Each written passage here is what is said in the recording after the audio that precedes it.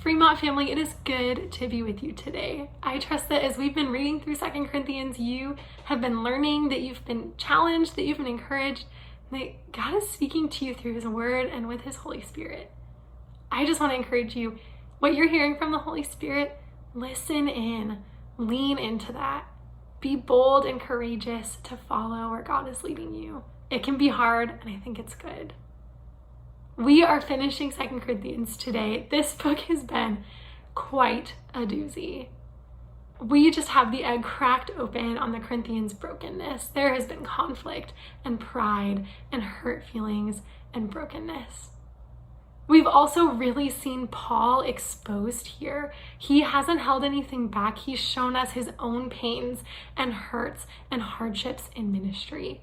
This hasn't been an easy road for the Corinthians, and it hasn't been an easy road for Paul.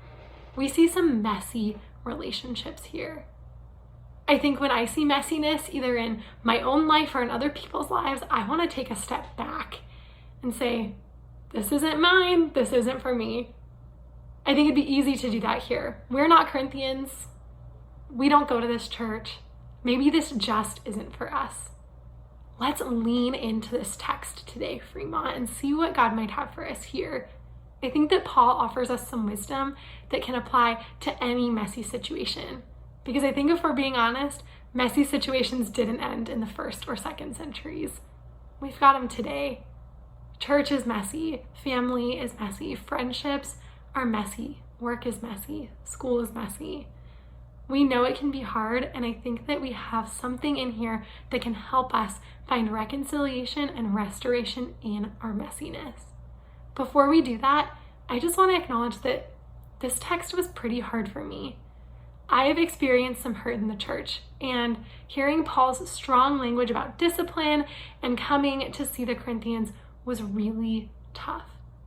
I don't know where you might be or what kind of things you might have experienced. If you've experienced some hurt, maybe like mine and maybe even worse, I just want to tell you that this text is not excusing any kind of abuse. This text is not ignoring the deep hurts that can be caused in the church. If anything, 2 Corinthians shows us just how tough it can be. This text is not pushing you or your experiences under the rug. If you are wanting to process some of those really deeply painful and hard things, I am here for you. Our staff is here for you. Our session is here for you. We don't want you to have to walk through that alone. Please reach out. With all of that being said, I want us to jump into 2 Corinthians 13 and see just one piece of advice that Paul gives that I think can help us when we are in conflict. Paul calls the Corinthians, and I believe us too, to examine ourselves and to be self-aware. When things get hard in relationship, it's easy to play the blame game. It's easy to say, that wasn't me, that was all you. Sometimes it is. But I think most often, I just don't want to own my own stuff. The blame game is as old as sin itself. We see in Genesis 3 that Adam blames God, Adam blames Eve, Eve blames the serpent. Everybody wants to point the finger, and nobody just wants to own that they've messed up. Paul offers a different way to the Corinthians. He says, don't give in to the blame game.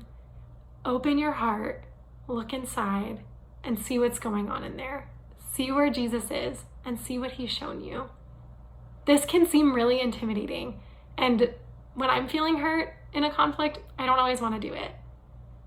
David's words in Psalm 139 really help me to get into this and to start examining myself.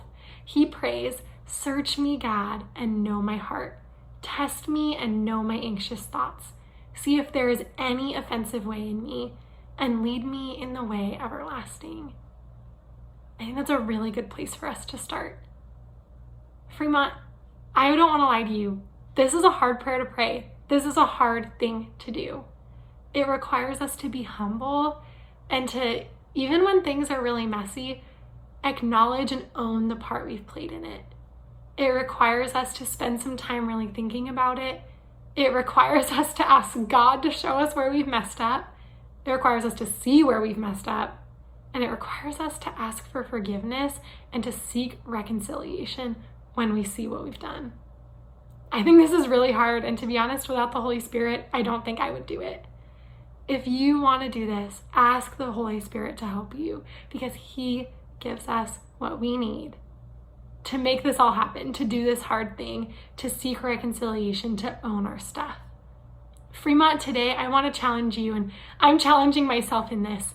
Let's examine ourselves. Let's take the first step and take a few moments to invite God to show us where we might have messed up and how we can do better. Let's approach our conflicts not with the blame game, but with a humble heart that says, I was a part of this too, and I'm willing to own my stuff. When we're humble and we ask God to show us this, we get to meet Him in new ways. And I think we also get to experience His healing in new ways. Church, I pray that this would encourage you and that you would see God differently when you examine your own heart.